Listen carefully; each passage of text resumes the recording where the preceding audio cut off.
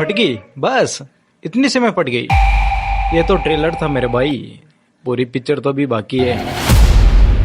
चलो कोई बात नहीं, मैं स्टोरी शुरू करता हूँ, वरना तुम लोग मेरी तरफ चप्पल लेके दौड़ पड़ोगे। ये बकचोदी कर रहा है पॉकेट में, कहानी तो शुरू नहीं कर रहा। एक राहुल नाम का लड़का था मैं भी क्या फालतू की बकचोदी कर रहा हूँ। राहुल था इसका मतलब लड़का ही होगा ना, लड़की तो होगी नहीं। कोई बात नहीं। रात के 2:30 बजे थे। वहाँ पर भाई हवा इतनी ज़्यादा तेज चल रही थी, चारों तरफ सुनसान सन्नाटा था और उन हवाओं के बीच में एकदम सनसनी सी लग रही थी और हवा ऐसी लग रही थी जैसे मानो उसको खा रही हो। चारों तरफ बरसात हो रही थी उस टाइम पर। बरसात की वजह से चारों तरफ धुंधला दिख रखा था, कुछ भी क्लियर साफ नहीं दिख रहा था। बहुत ज़्यादा धुंध पड़ रही थी उस टाइम पे। और वहाँ पर भाई जो राहुल था ना, राहुल भाई को अपने दांतों की कपकपाहट की आवाज़ भी इतनी तेज आ रही थी जैसे मानो कोई वहाँ पर हथौड़े बजा रहा हो। राहुल काफ़ी ज़्यादा घबरा रहा था। उस टाइम पर अकेला राहुल अपने दादाजी के बनाए हुए केबिन में अकेला बैठा हुआ था, जो कि पहाड़ों के बीच में था। राहुल काफ़ी ज़्यादा घबरा रहा था, लेकिन क्या करता बेचारा, फंस चुका था यहाँ पर। बारिश इतनी तेज़ हो रही थी कि यहाँ से निकल भी नहीं सकता था। हवाएं भी काफ़ी ज़्यादा तेज़ हो रही थी और बारिश की वजह से पूरे रास्ते बंद हो चुके थे।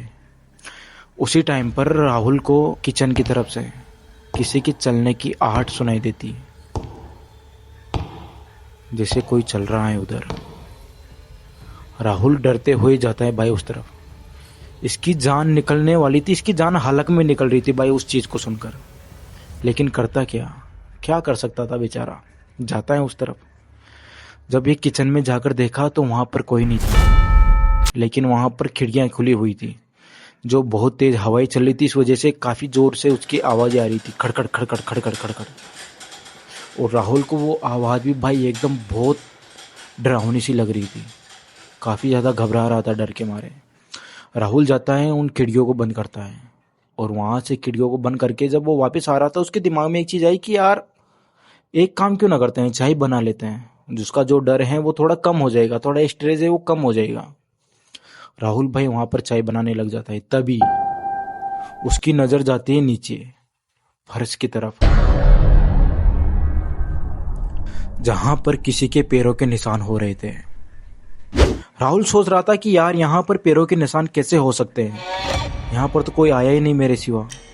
फिर राहुल ने सोचा हो सकता है कि पुराने मेरे ही पैरों के निशान होंगे, वैसे वो नज़रअंदाज कर देता है। लेकिन अगले ही पल वो पैरों के निशान टप टप टप राहुल की तरफ बढ़ते जा रहे थे।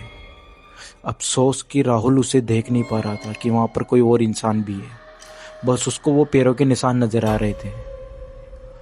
उसके अगले ही पल वो पैरों के निशान उसके सामने आकर रुक जाते हैं। अब राहुल के कान के पास में आवाज़ आती है और उसको एक अजीब सी बदबू भी आ रही थी और मिट्टी की बदबू आ रही थी। भाई राहुल वहाँ से एकदम घबरा जाता है और घबराकर अपने बिस्तर में जाकर छुप जाता है। जैसे हम लोग बचपन में करते थे ना, कि मैं जाऊँगा और रजाई में या कंबल में जाके ओढ़ के सो जाऊँगा तो कोई भी भूत प्रेत मेरा कुछ नहीं उखाड़ सकता। एक अपनी माइंड शक्ति होती है कि वो मेरा कुछ नहीं उखाड़ सकता। इससे ही राहुल भाई जाता है और अपने बिस्तर में जाकर सो जाता है। लेकिन ये कोई बचपन थोड़ी था, ये कोई कहानी थोड़ी थी। भूत है भाई, फाड़ के रख देगा।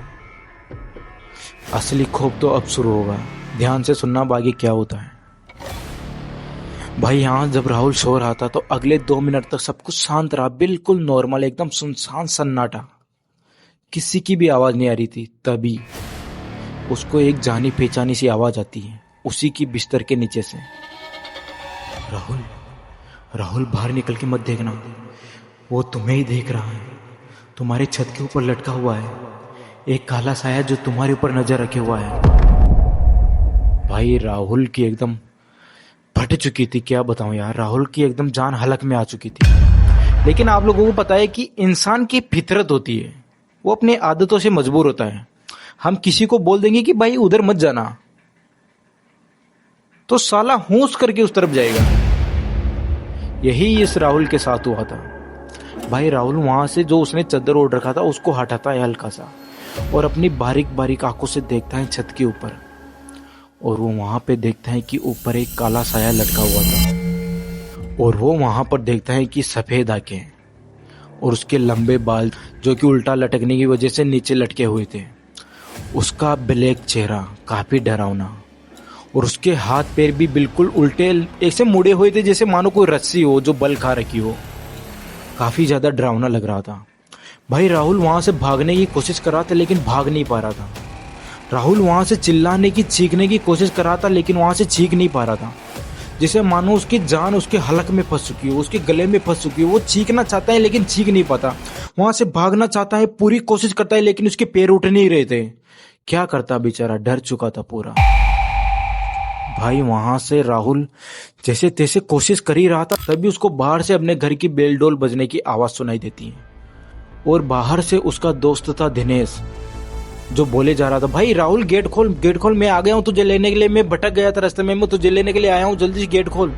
भाई यहाँ से राहुल अपने कमरे के गेट को खोलकर भागता है बालकनी की तरफ से होकर, और सीधा अपनी चौक से होकर पहुंच जाता है उसी गेट के पास। जब वो गेट को खोलने ही वाला था कि तभी राहुल की मम्मी का कॉल आता है राहुल को। तभी सामने से फोन में उसकी मम्मी बोलती कि बेटा तेरे दोस्त की अभी आधे घंटे पहले एक्सीडेंट में मौत हो गई। भाई साहब सब कुछ सुन्न हो चुका था यहाँ पर। राहुल को अब यहाँ पर कुछ भी समझ में नहीं आ रहा था। अगर मेरे दोस्त की मौत हो चुकी तो बाहर कौन है जो इतनी देर से चीखे जा रहा है, जो मुझे बचाने के लिए आया है। तभी भाई बाहर से जो आवाज आ रही थी वो आवाज अब एकदम जानवर में बदल चुकी थी, वो आवाज एकदम खौफ में बन चुकी थी। पहले तो वो आवाज नॉर्मल आ रही थी, राहुल भाई गेट को खोल, मैं बाहर फंस चुका हूँ। राहुल भाई गेट को खोल, मैं बाहर आ चुका हूँ तुझे बचाने के लिए। राहुल गेट को खोल दे जल्दी से, राहुल जल्दी से गेट को खोल, मैं बाहर आ गया हूँ, राहुल जल्दी से गेट को खोल। भाई साहब राहुल की अंदर इतनी ज्यादा हालत खराब हो रही थी कि राहुल कुछ समझ नहीं पा रहा था कि मैं क्या करूं। राहुल यहाँ से भागना चाहता था लेकिन भागकर जाए कहाँ, कोई रास्ता उसको समझ नहीं आ रहा था। जब राहुल ने पीछे देखा तो वो साया उसकी तरफ धीरे धीरे बढ़ता जा रहा था। सामने देखता है तो सामने अजीब सी आवाजें उसको आ रही थी। अब यहाँ पर राहुल करे तो करे क्या, तभी उसको वहां पर 3 तालियां सुनाई देती है।